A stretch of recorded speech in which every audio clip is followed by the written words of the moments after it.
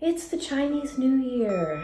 We're into our second week of clearing our clutter with feng shui, the wind and water.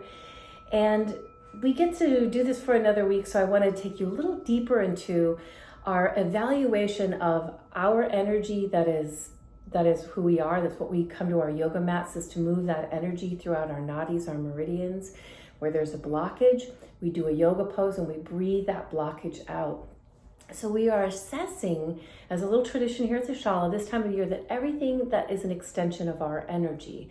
And this can be relationships. This can be, I'm going to talk a little bit this week in conference about traumas in our life that we carry with us. The way we have a blockage, we might be carrying something from a trauma that's happened.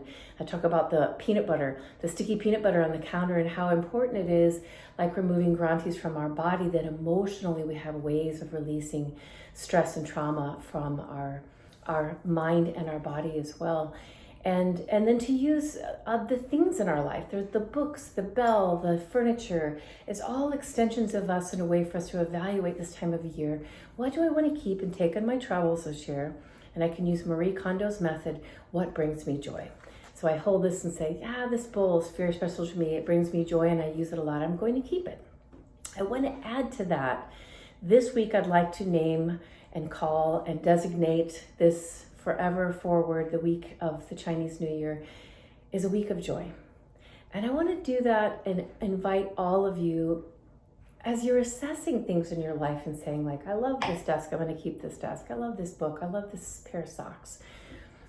Is that you say, this brings me joy. And I want you to add one thing to this. I want you to add, and thank you. Because that raises the vibration for us. And I think we spend so much of our life just unconscious or maybe unintentionally taking things or people or relationships for granted.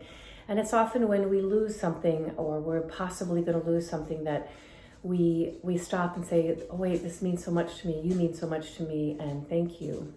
So I felt what a wonderful thing to do this week, to dedicate the whole week to clearing our clutter by assessing what we want to keep, what brings us joy, and then to add this level of like, this brings me joy, and raise the frequency and the vibration to say, and thank you.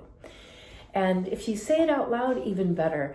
I know recently my Jeep broke, and I might have been taking my Jeep for granted, but certainly not after it broke and it was fixed. And I remember just being like, Jeep, thank you. You get me to work every day and back from the Shala, and you bring me joy, and I'm going to keep you for another year. And thank you for your hard work, Jeep. So I know it sounds silly, but it's something that we can do that is so simple that really changes the lens of how we see everything around us, and it changes our energy. Like we said last week, we wind up feeling more light and more joyful when we choose to honor the things in our life that bring us joy, and to mindfully, intentionally say, I would like to keep this. I would like to keep this aspect of my relationship. I would like to keep this thing, whatever that is for you.